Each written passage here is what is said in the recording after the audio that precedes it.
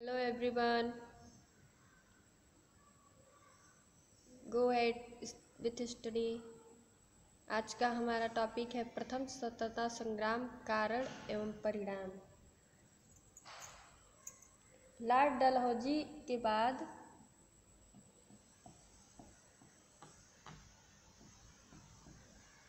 Lord Dalhousie के बाद 1856 ईस्वी में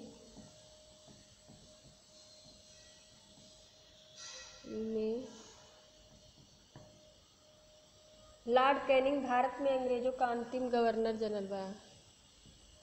अंग्रेजों का अंतिम गवर्नर जनरल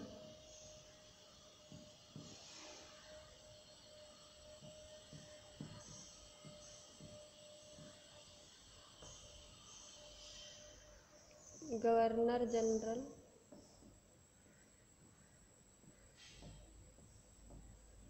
लॉर्ड कैनिंग बना।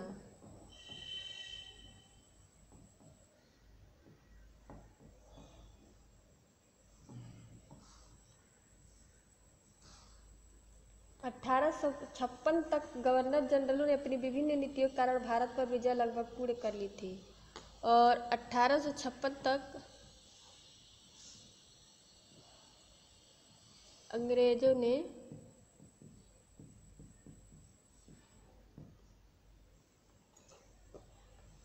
विजय लगभग पूर्ण कर ली थी।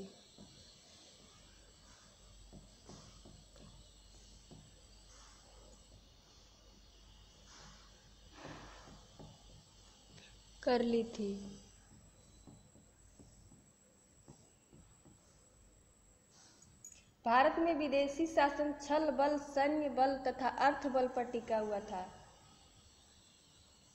भारत में जो विदेशी शासन था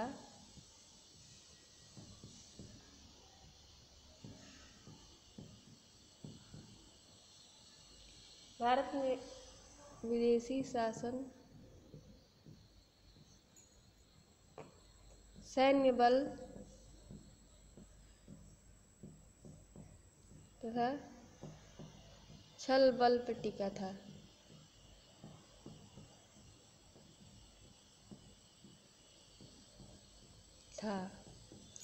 तो ये अंग्रेजों का अंतिम गवर्नर जनरल लॉर्ड डलहौजी के बाद अंग्रेजों का अंतिम गवर्नर जनरल लॉर्ड कैनिंग था।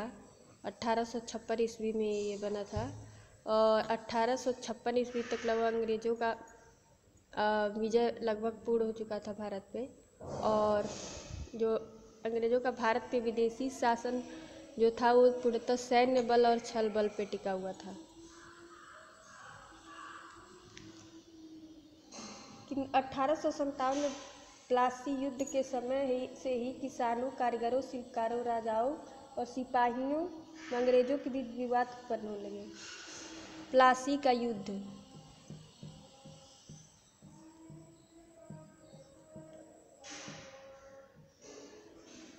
1757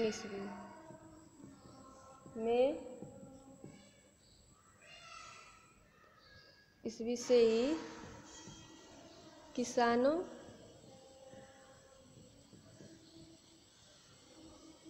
कारीगरों,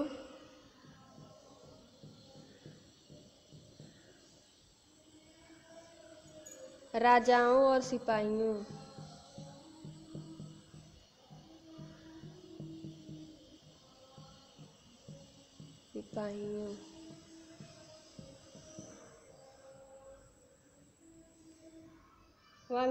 वो अंग्रेजों के बीच विवाद उत्पन्न होने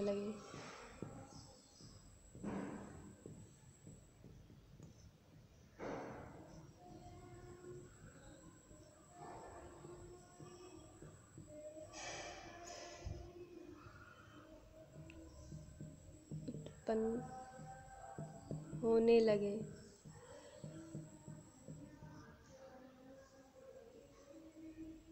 इसके पूर्व भी समय समय पर देश के विभिन्न भागों में निम्नलिखित विद्रोह भी हुए।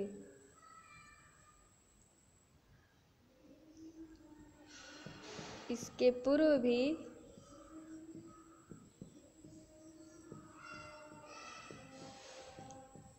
देश के विभिन्न भागों में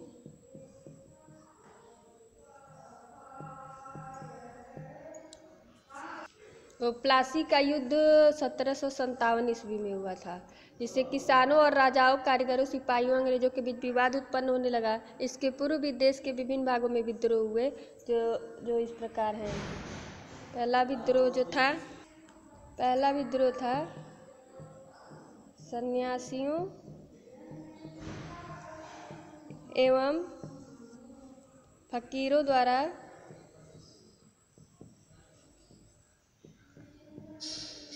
धार्मिक पुनरुत्थान के लिए बंगाल का विद्रोह।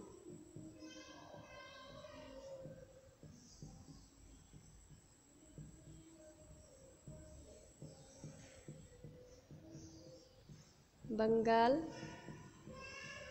का विद्रोह। और दूसरा जो था विद्रोह, वो था सिपाहियों का विदेशी शासकों एवं विदेशी शासन के विरुद्ध विद्रोह। सिपाहियों का विदेशी शासकों एवं विदेशी प्रशासन के विरुद्ध विद्रोह।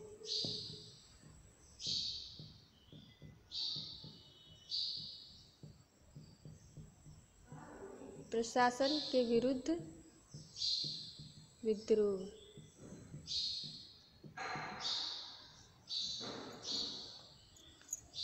और तीसरा जो विद्रोह था, मध्य प्रदेश में भील, बंगाल, बिहार एवं संथालों, उड़ीसा में कोल, गौड़ तथा मेघालय की खासी या जनजातियों का अंग्रेजों के शोषण के विरुद्ध विद्रोह।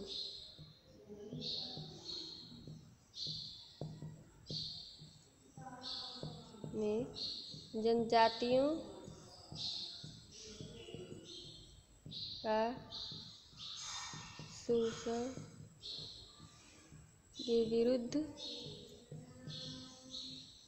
विद्रोह।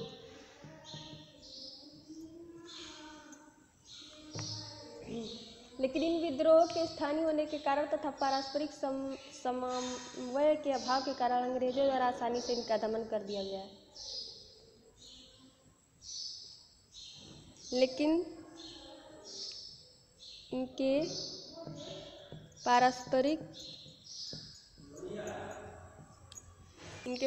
समन्वय के अभाव के कारण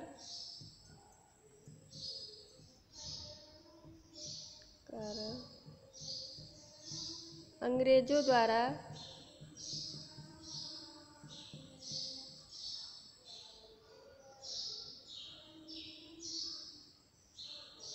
दमन कर दिया गया इनका।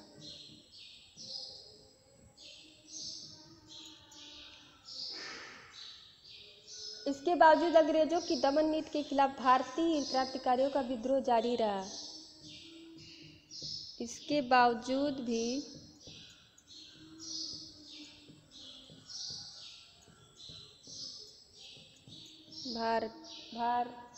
भारतीयों का विद्रोह जारी रहा।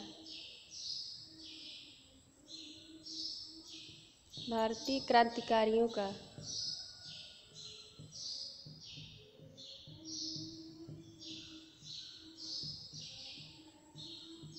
विद्रोह जारी रहा।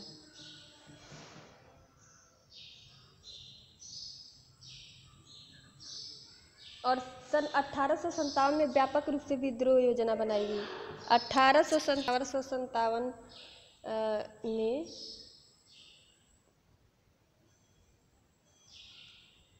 व्यापक विद्रोह हुआ। योजना बनाई गई। अंग्रेजों के खिलाफ इस प्रकार के विद्रोह को सन 1857 के नाम से जाना जाता है। इन जन असंतोष ने उत्तर तथा मध्य ब्रिटिश राज को कुछ समय के लिए लगभग समाप्त कर दिया। तो इसी के साथ आज का टॉपिक समाप्त करते हैं। मिलते हैं नेक्स्ट टॉपिक पे।